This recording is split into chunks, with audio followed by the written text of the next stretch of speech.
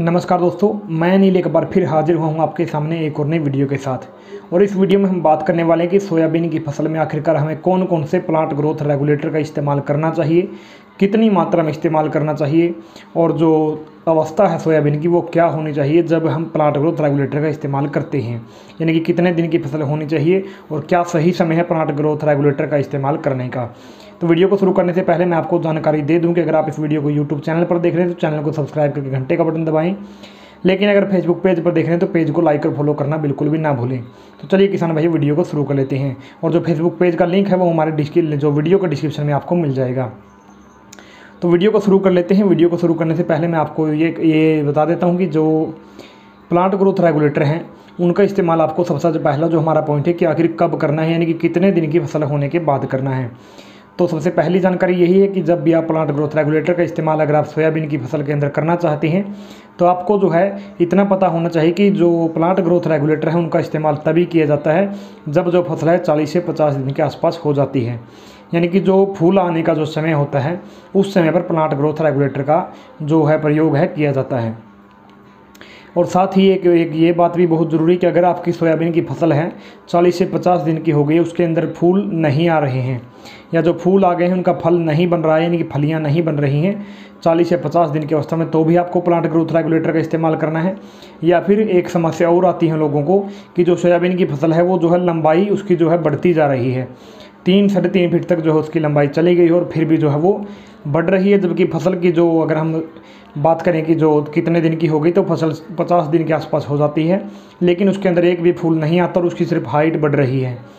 ये भी एक वजह होती है क्योंकि जो नाइट्रोजन हम बार बार जो डालते रहते हैं उसकी वजह से हाइट बढ़ती रहती है। तो हमें क्या करना चाहिए, जैसे कि हमें लग रहा है कि हमारी फसल की जितनी हाइट होनी चाहिए थी वो हो चुकी है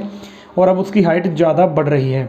तो आप प्लांट ग्रोथ रेगुलेटर का इस्तेमाल कर सकते हैं और उसका स्प्रे कर सकते हैं। इससे क्या होगा, पौधे की जो हाइट है वो बढ़नी रुक जाएगी और जहाँ तक वो होनी चाहिए थी वो हो जाएगी। वहाँ पर जैसे कि आपने 40 से 50 दिन की फसल में इसका स्प्रे किया तो हाइट की जो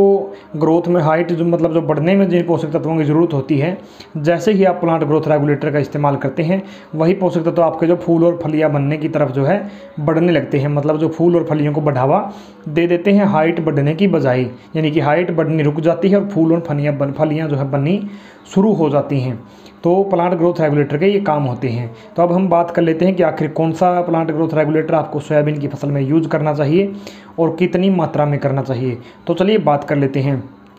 सबसे पहले आता है, जैसा कि आपको मैंने बहुत बार बताया भी और जो बहुत फेमस भी है, चमत्कार की बात कर लेते हैं। चमत्कार का प्रयोग करना आपको 300 ml प्रति एकड़ के हिसाब से, और ये जो अब जितनी भी मैंने की मात्रा बता रहा हूँ आपको अलग अलग प्लांट ग्रोथ रेगुलेटर की, सभी का जो इस्तेमाल आपको 150 लीटर पानी के साथ करना है। 150 लीटर पानी के अंदर मिलाकर आपको जो है इनका इस्तेमाल करना है। जितने भी आपके पंप बनते हैं, जो मात्रा प्लांट ग्रोथ रेगुलेटर की बताई है वो आप प्रति पंप के हिसाब से जो है डाल सकते हैं, उसको बांट लीजिएगा। यानी कि इसकी बात कर लेते हैं तो 300 ml लगेगा चमत्कार 1 एकड़ के अंदर, यानी कि 150 लीटर पानी के अंदर 300 ml चमत्कार का आप इस्तेमाल कर सकती हैं। या फिर लिहोसिन आता है, वो भी 300 ml ही आपको लगाना पड़ेगा, यानी कि 300 ml ही आपको डालना पड़ेगा प्रति एकड़ के अंदर। अब उसके बाद बारी आती है गोदरेज डबल की, जो 150 ml आपको डालना पड़ेगा प्रति एकड़ के हिसाब से, गोदरेज डबल याद रखिएगा, थोड़ा ध्यान इनके ऊपर दीजिएगा। उसके बाद आता है एक सोमिटोमो का आता है तबोली, जो आखिर बहुत जाने माने जो ये सभी के सभी जो प्रोडक्ट हैं, जितने भी मैंने आपको ये प्लांट ग्रोथ रेगुलेटर बताए हैं सभी के सभी बहुत नामी हैं और बहुत विख्यात भी हैं, जिनकी जो है रिजल्ट जो है काफ़ी सालों से हम देखते आ रहे हैं।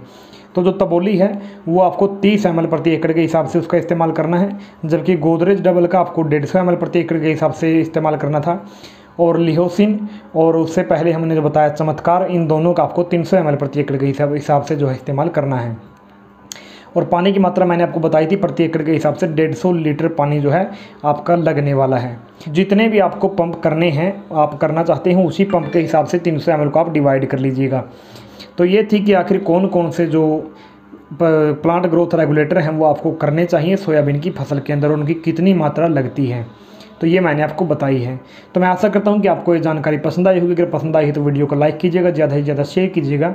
और कमेंट करके बताइएगा कि आखिर आपको ये वीडियो कैसी लगी। मैं कामना करता हूँ कि आपका आज का दिन शुभ हो और वीडियो देखने के लिए आपका बहुत बहुत धन्यवाद।